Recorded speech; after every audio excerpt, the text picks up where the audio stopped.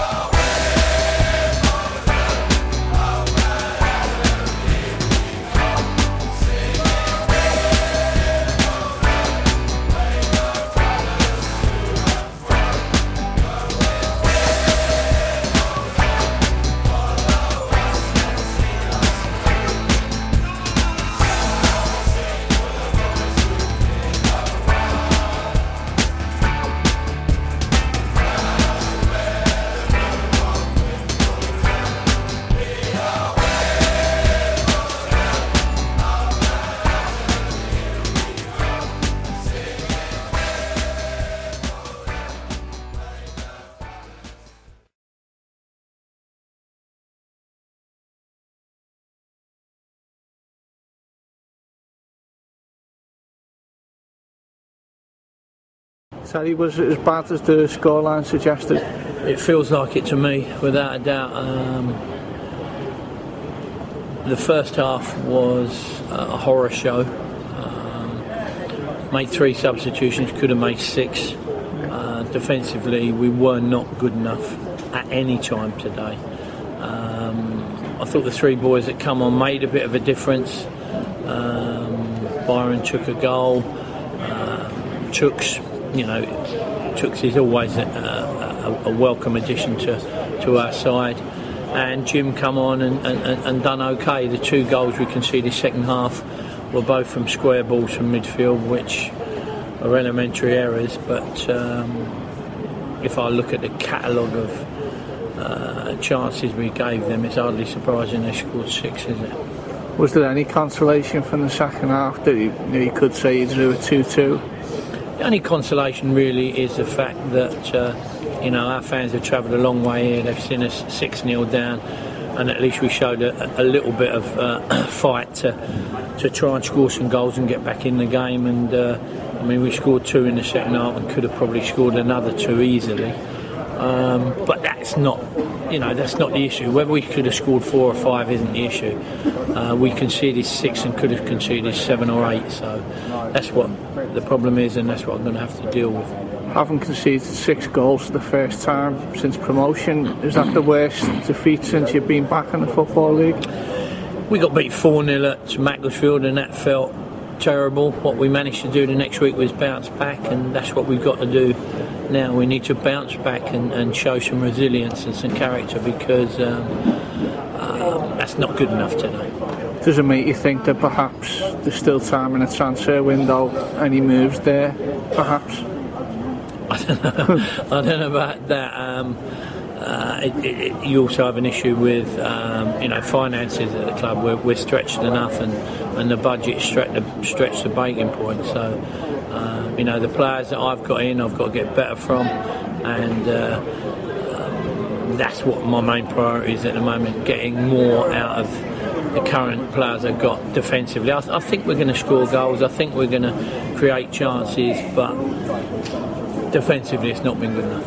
What was it in particular that really went wrong? Was it their wingers that did all the damage, do you think? Yeah, but I can't keep saying every week it's the wingers, can I? Because you know, I've got to address that problem. So whether it's the wingers or whether it's their forwards, it's basically us as a team defending.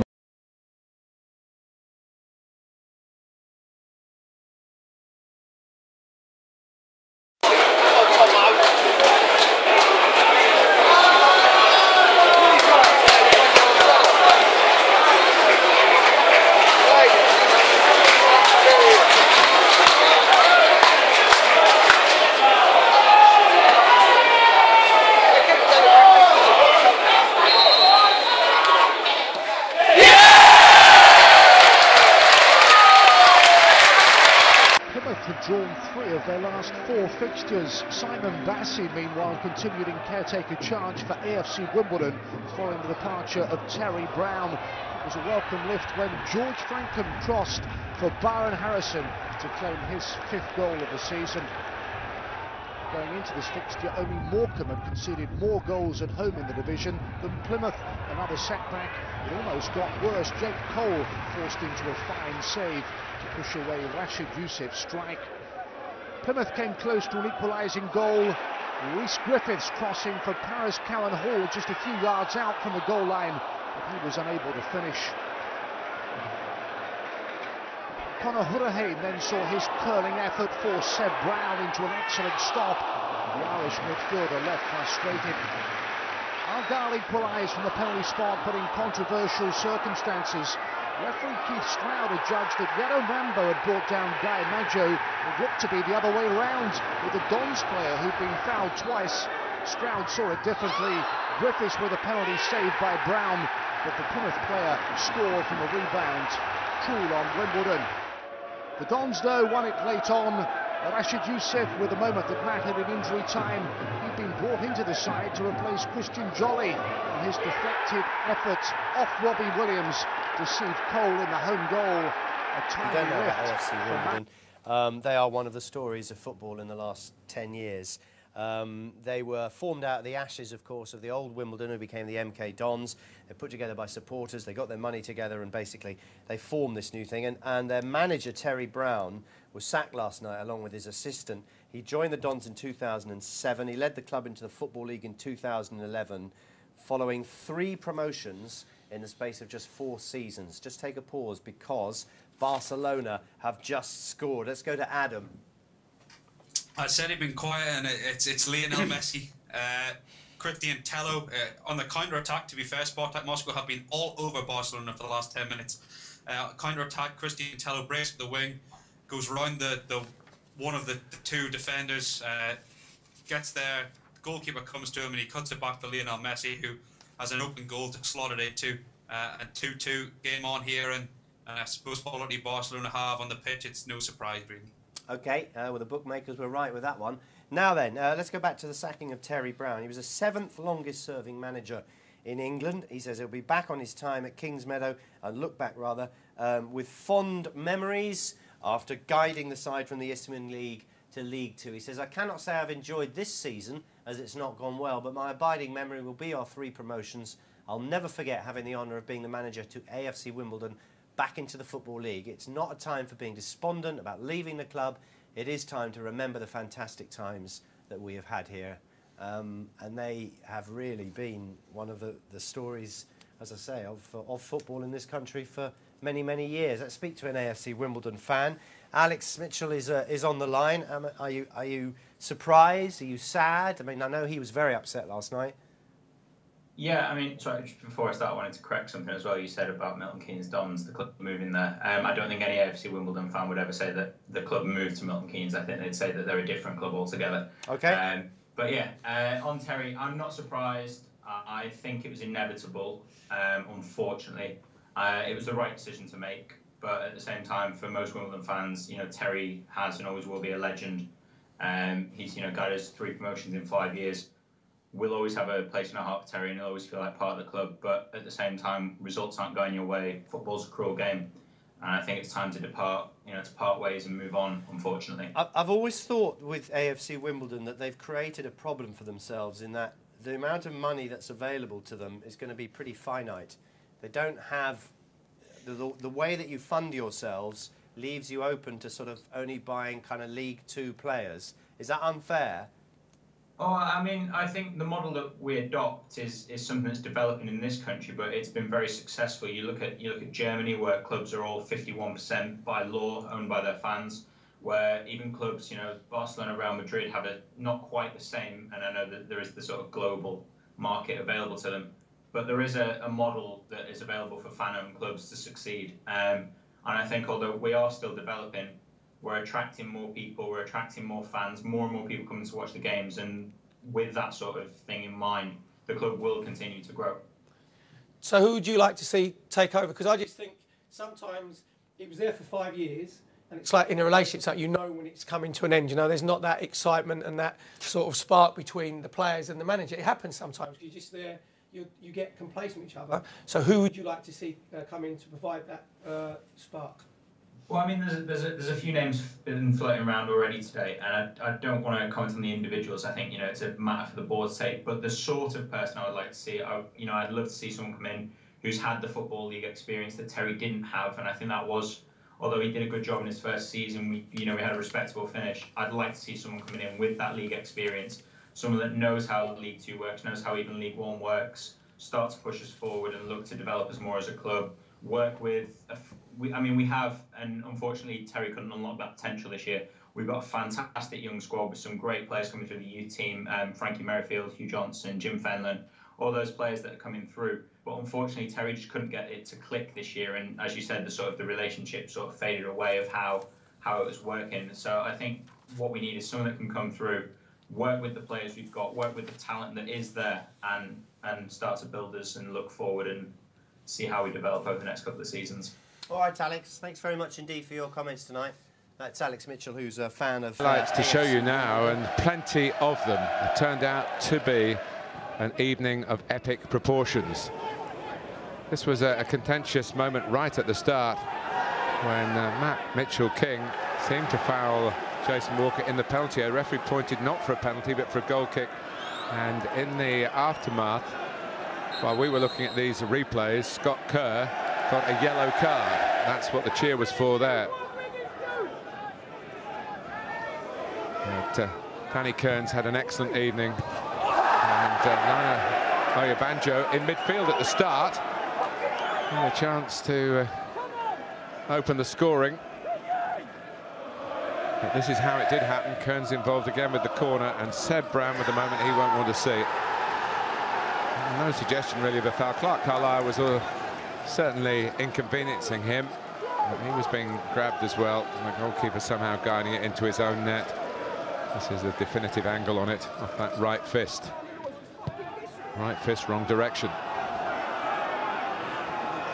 But York were full of dynamic attacking play at this stage in the game. And again, Kearns very much to the fore, absolutely beating Brown for power.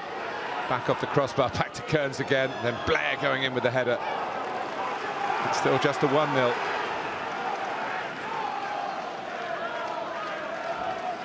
And York were then jolted out of their stride by what happened here. Two sides to this story, both of them in favour of Wimbledon. That foul by Kerr, second yellow card, he's off. But before that happens, Strutton seized onto the loose ball. And in his first start for Wimbledon, hammered in his second goal. His first was the equaliser that set up this replay 9 days earlier.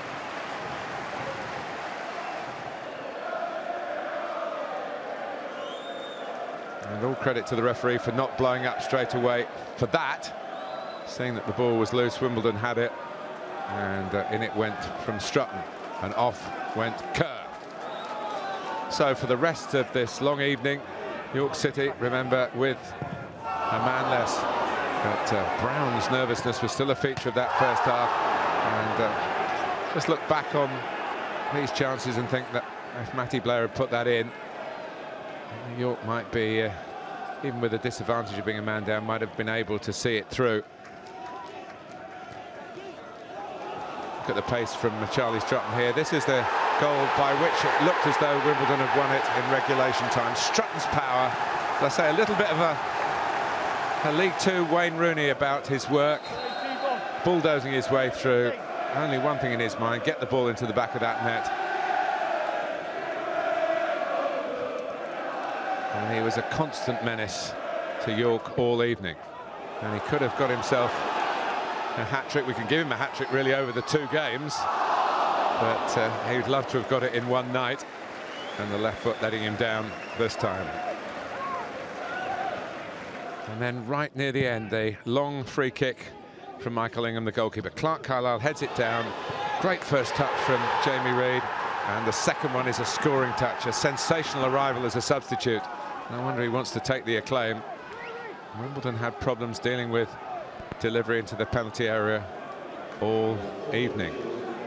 And I suppose as York set off on their way home, they'll be thinking about moments like this, with Johnson dancing through, and Blair thought he could just turn it into the net. It was taken off his toes, and the corner was given. This was stoppage time in 90 minutes, and it would have been 3-2 and curtains for Wimbledon.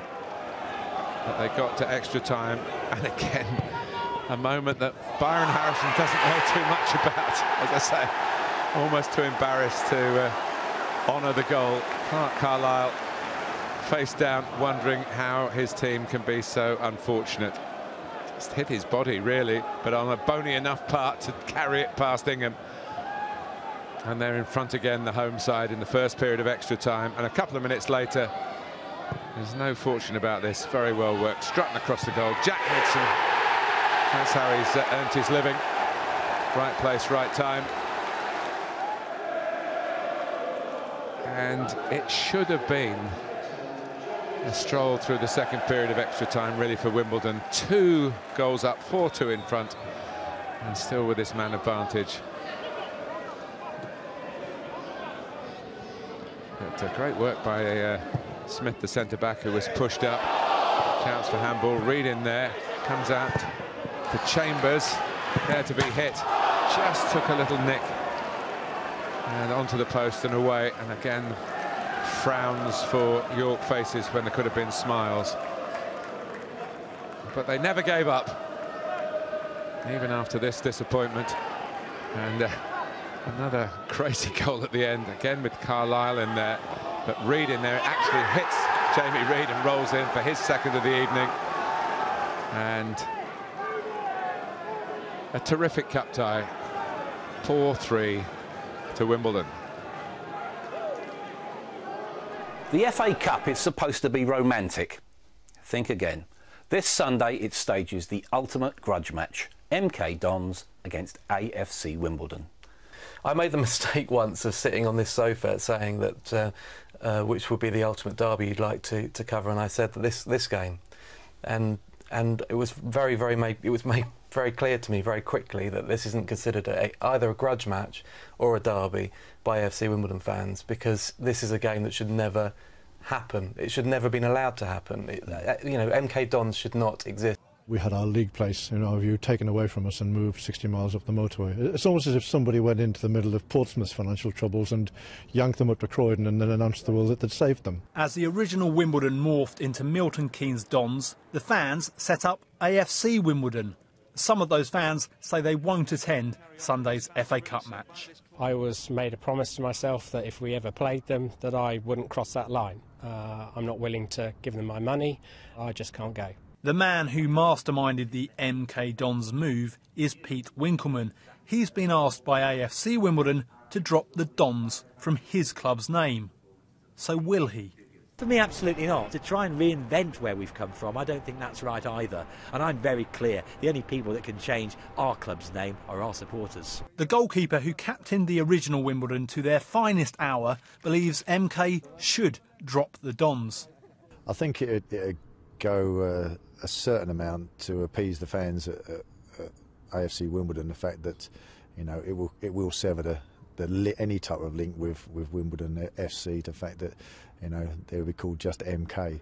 The FA Cup has seen much in its 140-year history, but never a tie quite like this one. Williams. Forward by Potter. This is Chadwick. Nicely rolled into Balanta. Well, that's a good chance for the Colombian, Angelo Balanta. Chadwick inevitably involved, and he just didn't get the curl he was looking for there. Williams. Gleeson! Oh! Fantastic goal! Right on half-time. Stephen Gleeson with an outstanding strike.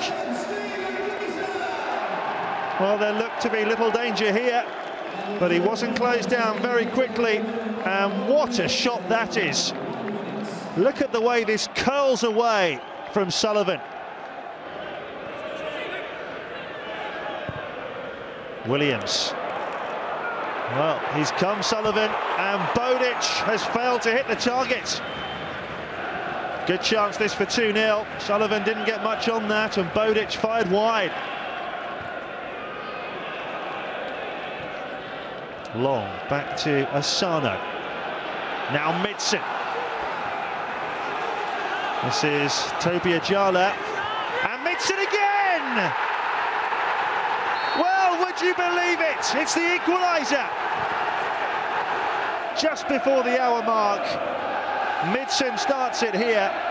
Toby Ajala forward for virtually the first time in the game, and it's a brilliant header for Midson's 6th of the season. Right in front of the AFC fans. Gleeson, back to William, and now a chance here for Gregory! Oh! Well, MK were waiting to see if there was a foul here, but the referee said play on, and Stephen Gregory produces a brilliant save from David Martin. But in the 89th minute, he could have won it. Bodic with the corner in stoppage time. Lewington goes in. This is Ismail. Oh, it's in! Astonishing! On Semabor. Look at these wild scenes of celebration.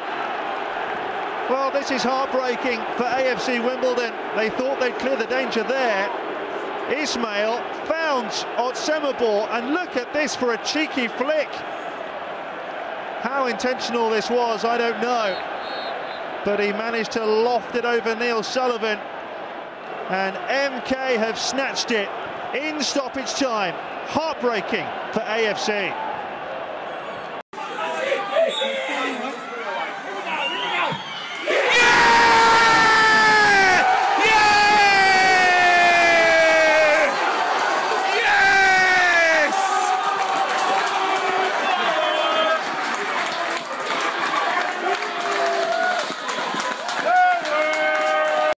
Thursday night football comes from Kingsmeadow as League 2 strugglers AFC Wimbledon play host to table toppers Port Vale. Two sides needing points for very different reasons. Victory for the hosts would take them out of the drop zone, while a win for Vale could open up a 4-point advantage at the summit. Promising start this from the Dons.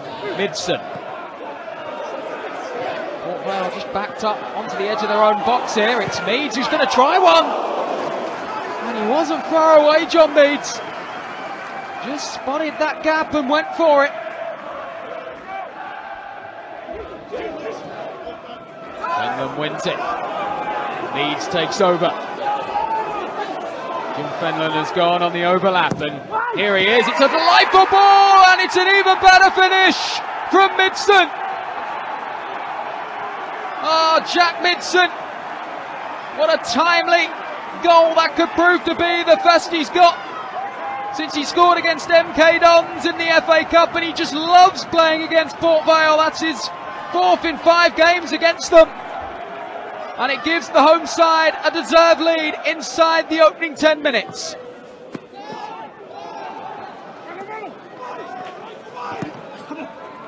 Just guilty of trying to play their way out of danger there, the home side. And Port Vale could punish them. And for the first time, Neil Sullivan has to make the save. And then Ashley Vincent balloons the follow-up into the stand behind that goal. Neil Sullivan, a veteran of Wimbledon days gone by, and called him for the first time this evening to deny Birch, and then Vincent well over. Now it's Myrie Williams. It's a dangerous ball, and Sullivan had to watch it all the way. Pope and Hughes were both lurking.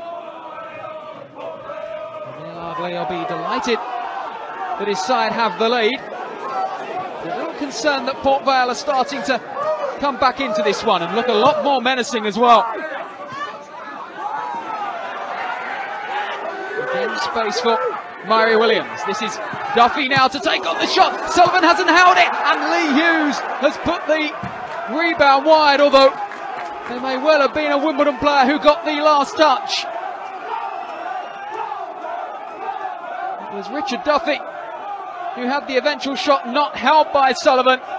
And did Midson just do enough there to put off Lee Hughes? Either way, it's only a Port Vale corner. It could have been worse.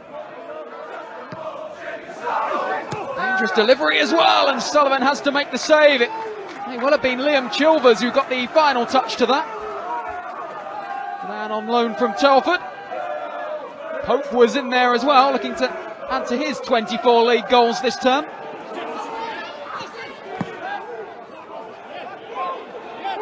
Midson wants it. Needs is on the edge of the box as well, but it was McCullum who got the header in.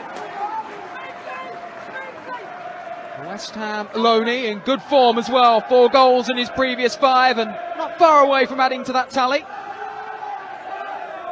Just got under the header though.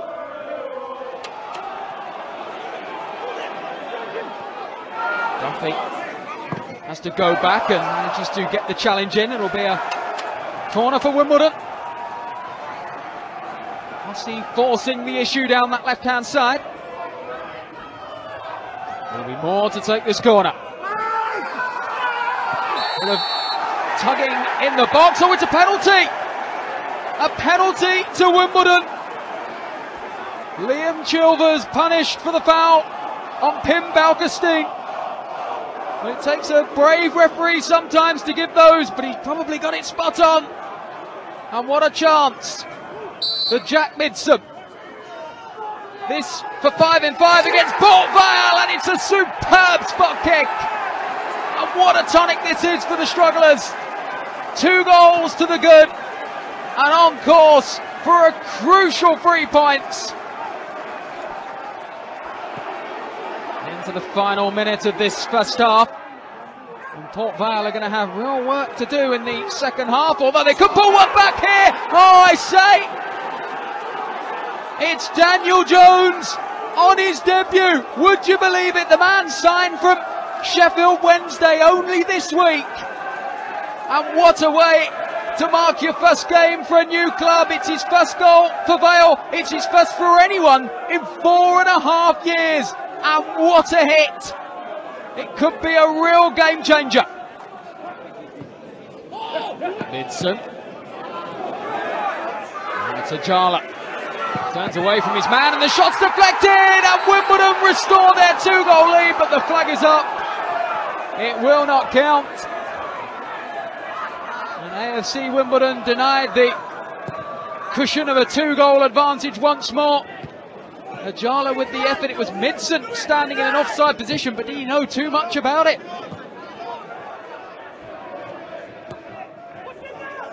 Won by Pearce, and a booming header forward from the centre-back. Myrie Williams now to use his strength. Duffy, good-looking ball, and it was Pope who got the header in, and Neil Sullivan at full stretch to make the save. The veteran keeper getting down well to deny the country's top scorer. Tom Pope starting to threaten. Now it's Moore to deliver it. And there's a bit of tugging in there, and Wimbledon asking the question once more of Graham Scott, the referee. He's already given one. And have Port Vale and Mickey Adams perhaps got away with one there? was Midson who was grappling with Duffy. Wasn't too dissimilar to the one given in the first half, and perhaps Wimbledon will feel a little aggrieved. Moore. Meads now. A block from Jones. Whose goal really has given this game a different complexion in the first half, but Wimbledon will have been delighted with the way they've played so far in it, but they may just have gifted Tom Pope an equaliser. Here he's round the goalkeeper, and Tom Pope does it again. 25 League Two goals for the campaign, but poor old Matt Mitchell-King will hold his head. His back pass sold Sullivan short, but even so, it took some finishing from Pope. And once more, he delivers. Full roll and all. Unorthodox, but very effective. And Tom Pope gets Port Vale back on level terms from 2 down. It's now 2-2. Suddenly, it's Port Vale looking the more likely, with Myrie Williams going around Hussey and taking him out of the game and cutting it back for Lee Hughes, who has made a career out of putting those in the back of the net, but just couldn't get enough purchase on it. Great work from Myrie Williams. Jones, can he dig out the cross? He can. It's aimed towards Pope, who got the header in, but couldn't direct it on goal, and the hosts will be pretty happy about that. Suddenly it's Port Vale starting to dominate. Again they're tangling, and it was Mitchell-King who could have been penalised for the first foul, but has been penalised for the second on Williamson. Difficult to pick the bones out of that one, but the decision goes Port Vale's way. Now will it be Calvin Andrew or Myrie Williams? It's Myrie Williams, and he got some real fizz into that one. Neil Sullivan happy just to beat it away. Wimbledon starting to live on their nerves a bit here.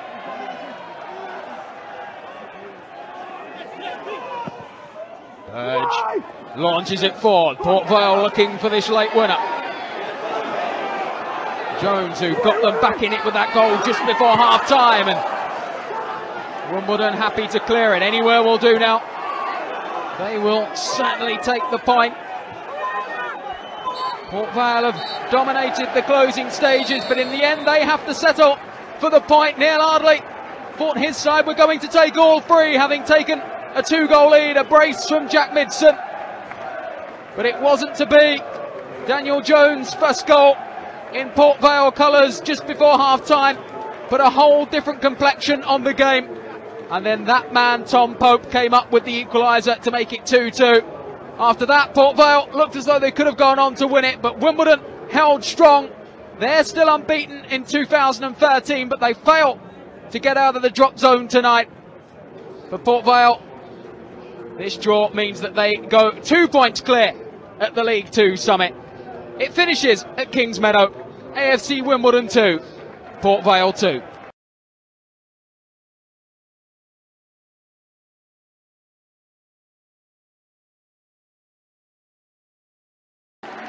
Welcome to Vale Park as Port Vale take on Wimbledon. Vale will have been buoyed by Wycombe's win at Gillingham last night, means a victory here for Mickey Adams' side could see them go 4 points clear. Great ball in, and a free header for Lee Hughes. And the new boy continues his good run of form. That's 3 goals in 4 matches now since joining from Notts County. And Vale take a 13th minute lead, completely unmarked. It's a simple header. Vale very much in the ascendancy at the moment against the side currently propping up the division. There's Myrie Williams with a shot.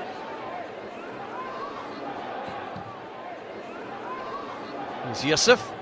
Shot came back off Darren Pearce. It's Ajala. Wasn't too far away. Toby Ajala. Chris Neal scrabbling across, but it just went wide.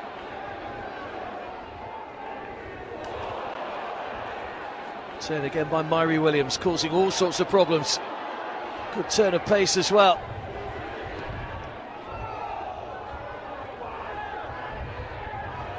They come here for Vincent!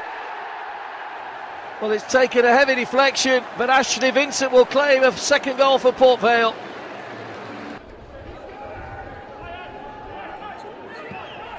And there's no offside. Tom Pope just got back onside. Sullivan's clearance. Chase on here for Midson.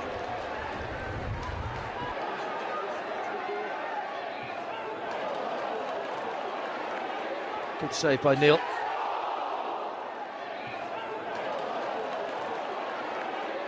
Duffy. Oh, just wide. It only needed a touch. Ben Williamson was closing in on that one, but couldn't apply the touch. Driven in by Richard Duffy.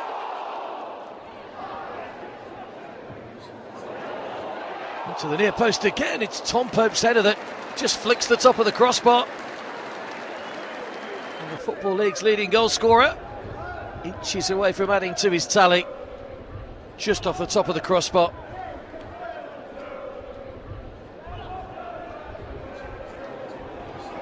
Myrie Williams. Ball across to Vincent! Good finish from Ashley Vincent. It's his second of the game. And Vale are going 4 points clear at the top of League Two.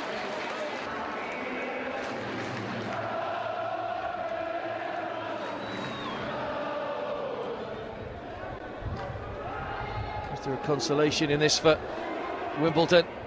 Good save by Neil. Pushes the ball away from a corner from Rashid Youssef. All on his own on the edge of the penalty area, but the goalkeeper made a good save.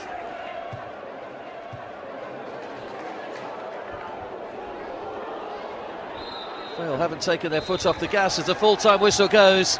Comfortable victory for Mickey Adams' side. They've beaten Wimbledon by 3-0.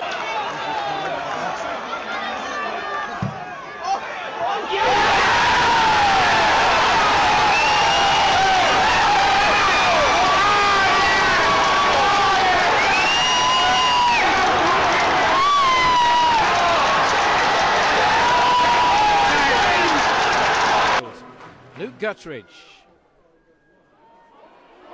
Oh, it's off the line. Cobblers so unlucky they're not to have gone ahead. A mistake at the back, and they're stretched. Oh, how did he miss it? How on earth did that not end up in the back of the net? Silva, nicely done by Silva, headed down, headed in, and it's Luke Guttridge. Wearing the claret and white of the Cobblers once again, and Luke Guttridge finishes off that move and heads home what could prove to be a priceless winner. 1-0. A great win. Absolutely. I mean, I thought we deserved it. Sometimes you get away with things, but I thought tonight we were good for our victory. I'm delighted with a clean sheet. I mean, I'm more pleased with a clean sheet than I am the win. That sounds a bit daft, but I think if we can continue to keep clean sheets, I think we're always going to score. Set it up.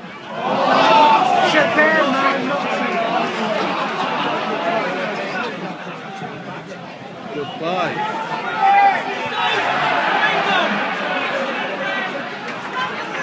Corner, come on.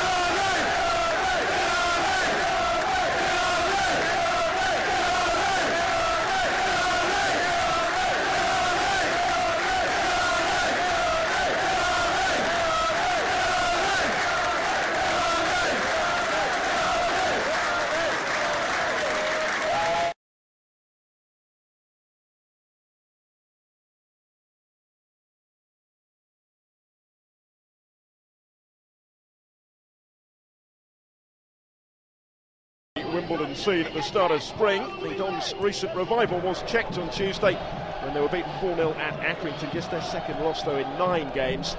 They facing a Morecambe team, really the definition of mid-table at the moment. 10 points off the playoffs, 10 clear of the relegation zone.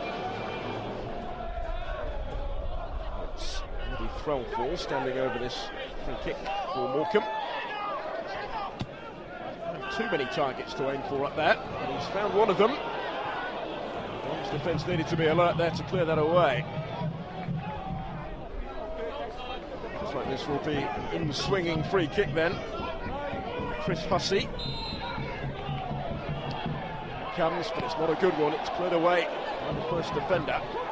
So we'll get to the loose ball first though, and it will be returned back into the middle here. That's more dangerous. Roach comes, he hasn't held it, but McCready will clear. And the rain/snow driving down. Morecambe driving forward. It's pulled back here, that was a chance. That was very close.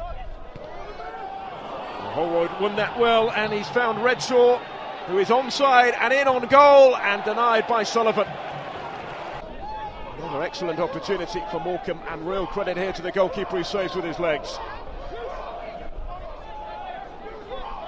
Once again, Hussey over the free kick for Wimbledon. 3 wins from their last 4 games. They sit in, headed down and straight at Barry Roach. Beaten in the last 7 here at home are the Dons, although they have drawn 5 of those. The remains here, but once again, AFC Wimbledon come forward. It's Yusuf with the ball. Morecambe appeal for offside. Flag stays down. Men arriving in the middle, and arriving first to get the all-important touch was Kevin St. Luce. A second senior goal for the young Frenchman to give the Dons the lead here. 7 minutes before half-time. Swift attack, and he was perfectly placed to profit from it. Big breakthrough goal. Goes the way of the home side. And we're hopefully looking for the flag. It didn't come. St. Luce just got there ahead of Threlfall. Stretched again here. Taking the lead, the home side really in the ascendancy. They have it again with Hussey. And still Chris Hussey has done really well. That's the questions in the middle. The touch from Threlfall, and then Roach. Well, was that a back pass? That's what's been given. Barry Roach picking up what was adjudged to have been a pass from Threlfall.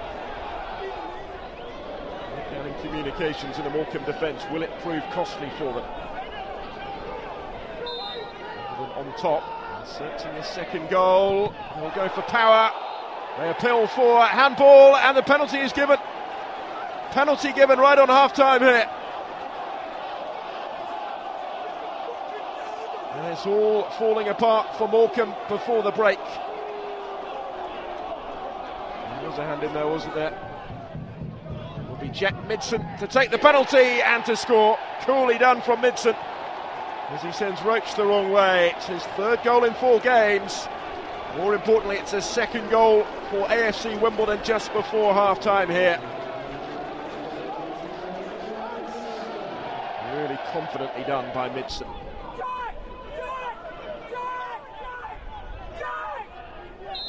From the free kick for the visitors. They need a goal back. We feel pretty sharpish if they're to have any hopes of a comeback. Threaten here, can they get the shot away? Real scramble, it's still not away. And this time it's Morecambe appealing for a hand in there. Here comes the corner. Headed down and off the line, and that was a chance.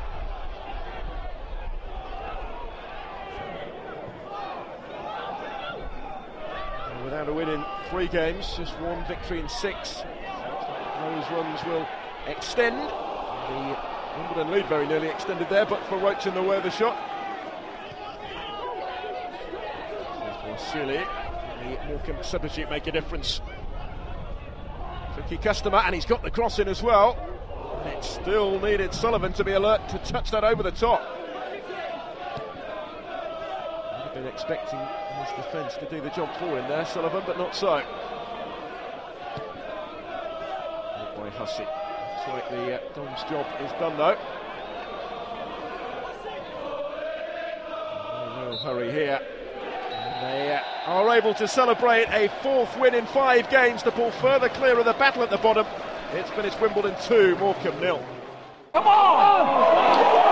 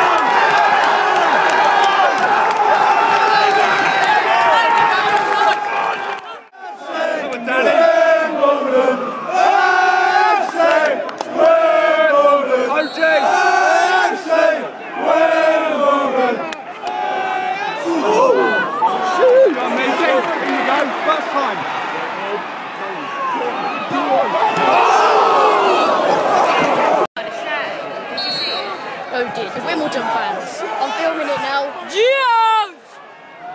Clear it! Come on, I can't score. That was so close.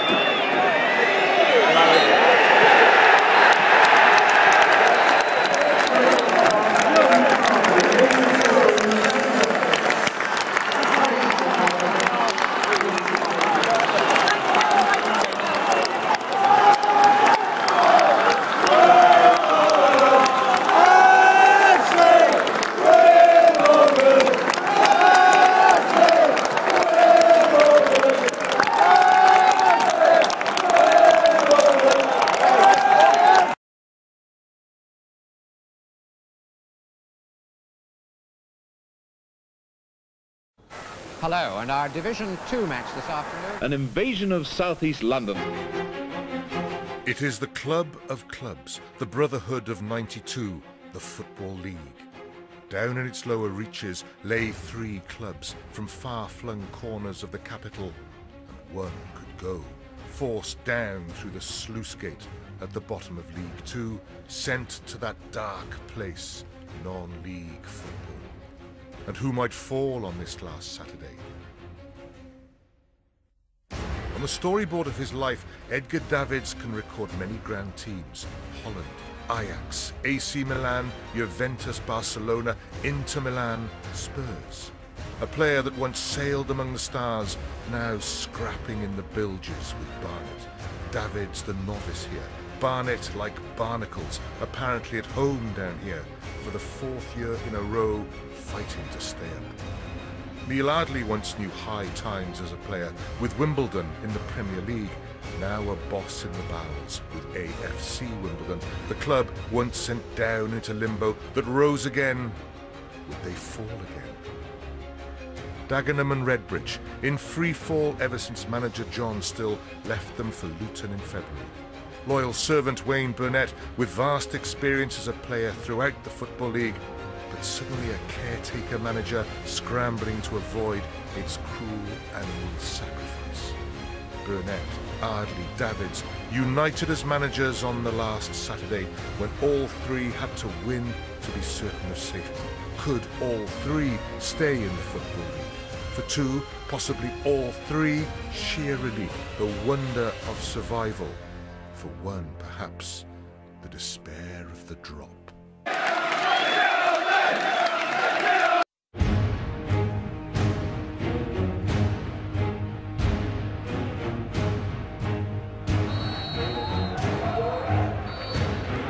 There's a chance for Northampton to take the lead, and it's a good save from Graham Stack. Flicks it on. Here's Josh Scott going through. Has he pushed it too far? Oh, it's a good sliding tackle. Flat into their post, a flick and a header, and it's bundled off the line. Corner into the middle, flick header, palmed into there by the keeper. It's bouncing around inside the 6-yard box. Torquay plays the ball through. Marsh Brown is onside here. If he squares the ball, Gammon's completely in. Why didn't he square the ball? Curls it into the far post. Oh, what an effort!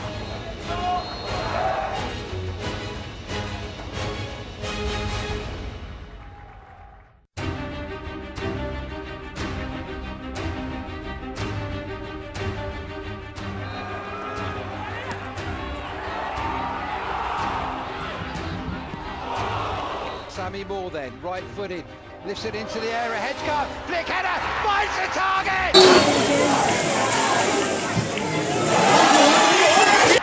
And Wimbledon have taken the lead!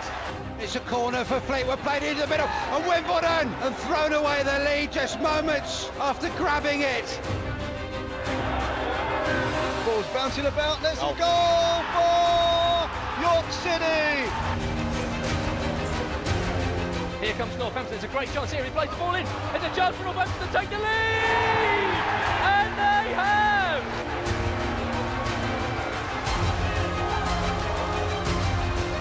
Lusanu's there, comes in the middle, goes down, penalty to Wimbledon, Mitchell comes up right footed, he strokes it out! Wimbledon lead! They just got to hang on and...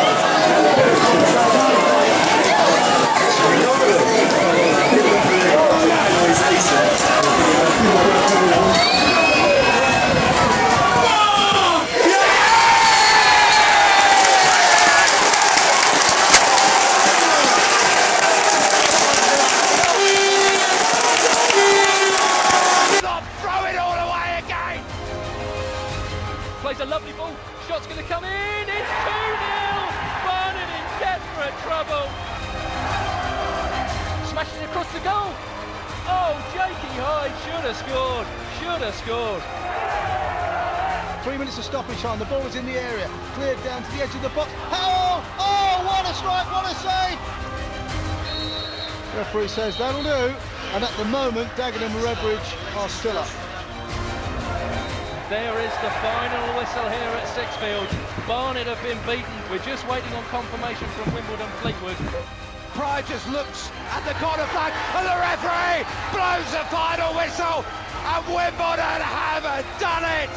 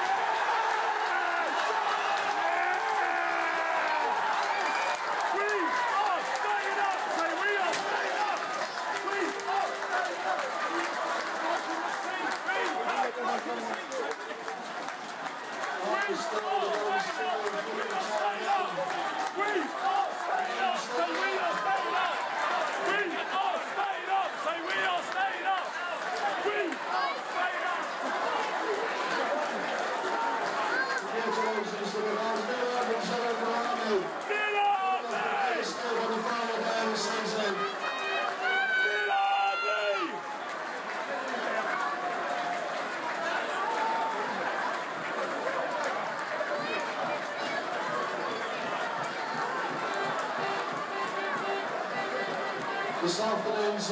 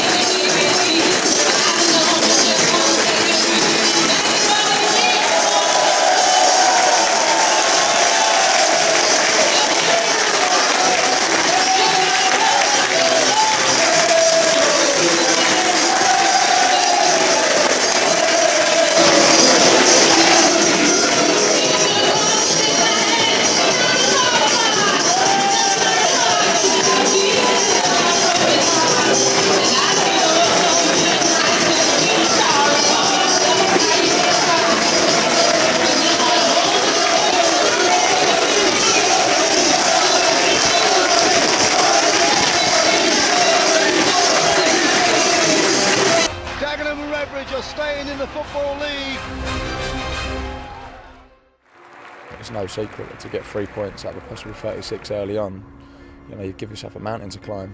To be honest, I didn't really know until last 5 minutes when I went to take a throw in. Someone told me Barnet were losing 2-0 with 5 minutes left, so that's when I knew. The character since I've been here from the lads has been unbelievable, and to bounce back and although it was a penalty, we deserved that win. We needed to get the 3 points, and that was our objective. And if you don't, then you have to face the music. It's nearly as good as getting promoted at Wembley, it really is, because at the end of the day no one wants to drop out of the Football League. We kept going, the fans got behind us, and this club should be in this league at least. You know, it's a great club and I'm buzzing, I'm absolutely buzzing. We have to work hard again, and it's a setback, but not one that we can't overcome. I've had the longest week in my life, I'll be honest with you. I've had no sleep, and you know, I'll sleep well tonight, and I'm absolutely delighted, I really am. We do it the way Wimbledon do it, and that's not by any stretch of the imagination easy, so it's mixed emotions when it happens. You could have heard a pin drop when it went in, but showed the character and come back again. Unbelievable.